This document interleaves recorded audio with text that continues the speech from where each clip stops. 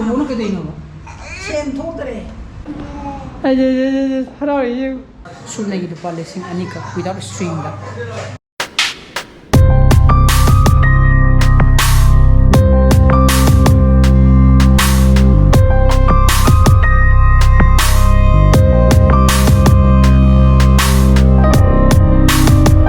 Good morning guys, welcome back to my channel. I'm Veronica. Ado, I am Netflix yung biba mi yauragadi the best of Bollywood na dugi Aryan Khan Shahrukh Khan masan pagi ahanba magi direction tawba web series to ngarang Netflix da premiere tawrabne bako ay ngarang episode ahum yenge episode 8 na sai ba kumagi episode ahum yenge episode ahum yeng pawba direction da sijimadi kra solina kholina habam ta leite ko ay yamna khangba haidu bagi bante du cinema sum yenga mina koi ju direction piba haitraga ju ko yeng mudi khangbudo solina sondena do aduna nungai ko direction ju kamta sonbu ju oite direction sonbu ju oite du nungju nungai kaigino daina ji 3 episode aina yeng baje episode logi ba khangong de yengo nungai bane ko boring chu dabne swai matang boring chuina habdo boring chu dabne aduna is Netflix da web series kumba anamana yenge plus biographical movies sugumba kra yeng ko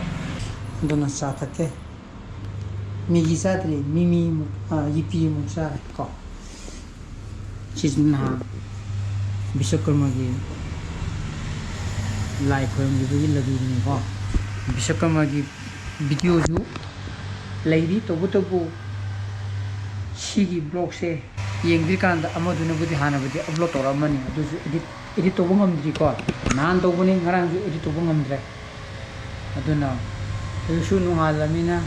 abok se tikan de edit to ko phamda bungam maro duna horen halaga edit toraga masi thagat ko thabok selum ko itam ma le ra hey kedar lagi bumbu ke dino ba tolong ba bumbu ke dino ba bumbu ke dino ba Sen thotre. Sen khapuna na to bodan pasok tombe ya ko hala pa mag ko bye bye Bye bye. bye bye ko Bye bye tong thong bye bye. bye bye bye bye ko bye bye bye to Kamu ya dre.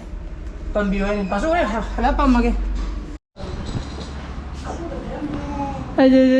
harari bye bye ya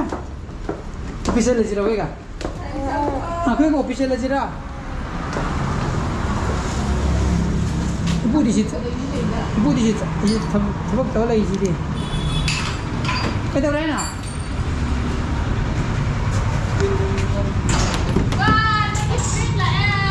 yaro ikut ini pambak ikut di situ lu ting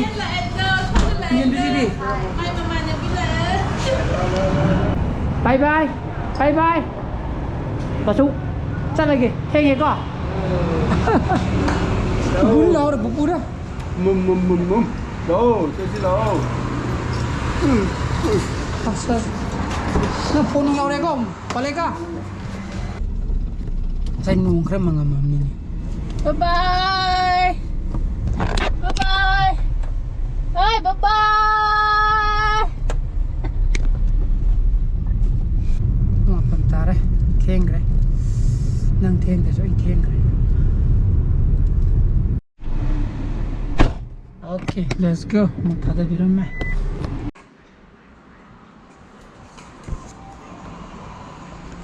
em chúng ta ngồi go TV mu lạc cái gì đó next scene đó kung terang phải ta cái halo koi dri iru hek lu bulu rồi bagani ina block camera mu thang cái gì ko thieng nghe halo ba nó đây ngay sai ai muốn ta hay thế nào ai phải là cái block namaga sorry block ngarangi nè te Pisau ka mato bagi blog to, ini toko tabo lay na, mutu tau kena hay na, 아직 앵 엄마로 거 와일리 때문에 엄마로 이렇게 뿡때 가지고 다 그래 이제 또 그때 뿡가면은 상관이 업로드 동영상 뿡 하나 판단해 보고 다가거든요 hiyeng compulsory sure ai thagalage me adu boi blog se sigi blog se yeng pa kan di ai na ai di ba bisu kam ai thagalaga er mane ko sa hoge bora ho mini ko tampele door ni di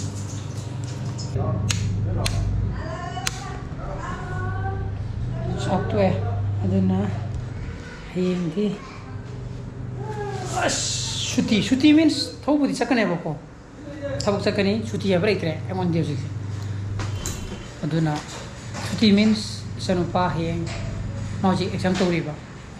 hiyeng setadini na hiyeng ma thadaba sapakanda terem kai thaduro kanda thadara mo ipimna sanaba sanguge bako ing tadi sanaba sapapa ngamdre एक माता गंदा दी इन है बतो छुट्टी संदेश मधु को मनता ना को दुना कई योग गेम ती जेंगे सिंग मनता हापन गे ही था सखिया ना बको पिक थन मा हपसल लगे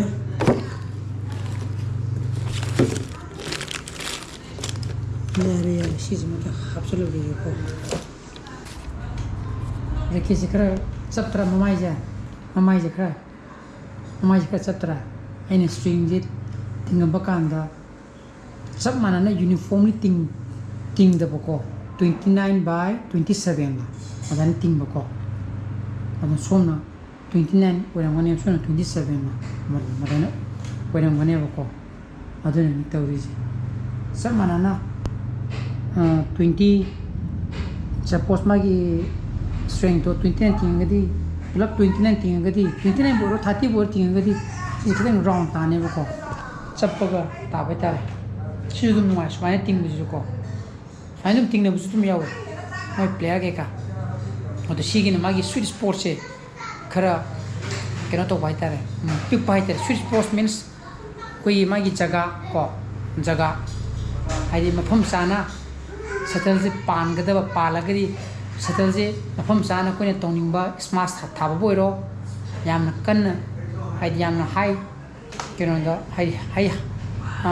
स्मार्ट यामना कन्न थाबा ngamduba हाइदि हजिकि मफम स्विच प्रोसेस दा पान पा तारगदुना सिगी स्ट्रिंग कुटिंग गिना स्विच प्रोसेस खरा पी एबको आइना खंगबददि अदुनिदा अदु आइगिदि सि खादिदि नुंगायो रैकेट को सुबनगी दुपा लेसिंग अनी का विदाउट स्ट्रिंग दा एमेजॉन दिगी लैगिने सही अहुम हेरा माले हजिति सागिद्रे मी खरा नदी वो सानमिनबा कांगुनजु मोइसी पारम ले दु मोइ नि खरा नुंगाइते ने हादो एमोनदि सिजे याम थि नुंगाइ इजना योनेक्सिको सिना बोल्ट्रिक्स नेबा बोल्ट्रिक्स लाइक यांगदि सि यांगेबको हाइदि हेवी ओइदेबा आइगी जिगा येंगनबा कांदि अदो आई खुचाबी हाइगद्रा आंदि सुम थिरक पाय तरे सिगी Superlight Max 9 je leaning je only 2000 without string then am tino ai jagre ke chukre heavy harap oi bopo take it home ma tai di aribo boga aribo means haidi mathai thaina hai tana kara huglo boka na sanagi bo reket adugumdudi 24 magi lbs tin tingba yadre bako aduna jikti phede nung sanabnina kenodi koigi 28 kumba tingdadi minimum 28 tingdragadi sanaba nuaitre angonda aduna rekera 24 26 lbs oiba reketudi pudre bako adi chano bana sanabana lupa sanabana gating la thame को मागे होइन अदुन सिंजमका हान्जनगे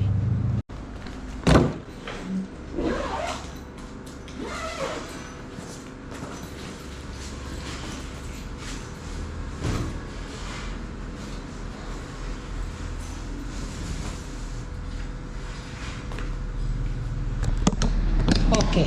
अदन ready तो संग्रे ꯑꯩ ꯁꯣꯏꯗꯅꯒꯤ ꯆꯠꯂꯒꯦ ꯉꯁꯤ ꯅꯨꯡꯗꯥꯡꯗꯤ ꯁꯣꯏꯗꯅꯒꯤ ꯑꯩ ꯏꯗꯤꯇꯤꯡ ꯇꯧꯗꯕ ꯌꯥꯗ꯭ꯔꯦ ꯀꯣ